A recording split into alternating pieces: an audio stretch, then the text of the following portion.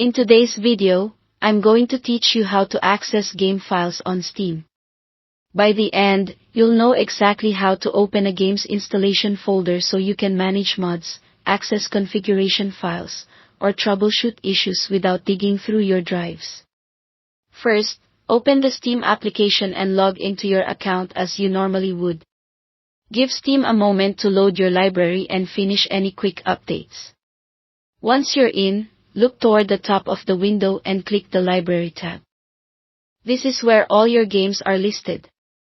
If you have a large collection, you can use the search bar to quickly find the specific title you want. Now, locate the game whose files you want to access. Right-click its name in the list on the left, and choose Properties from the menu that appears.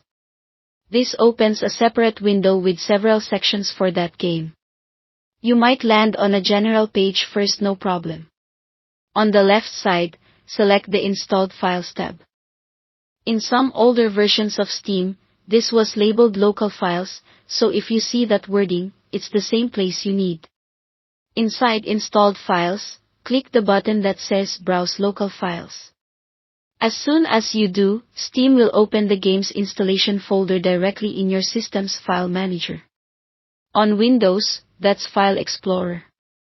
On Mac OS, it opens in Finder. On Linux, it opens in your default file manager. You're now looking at the actual files the game uses to run, which can include the main executable, folders for content, saved data, logs, and sometimes a mods folder depending on the game. Avoid deleting or moving files you're not sure about. Changing the wrong thing can break the game.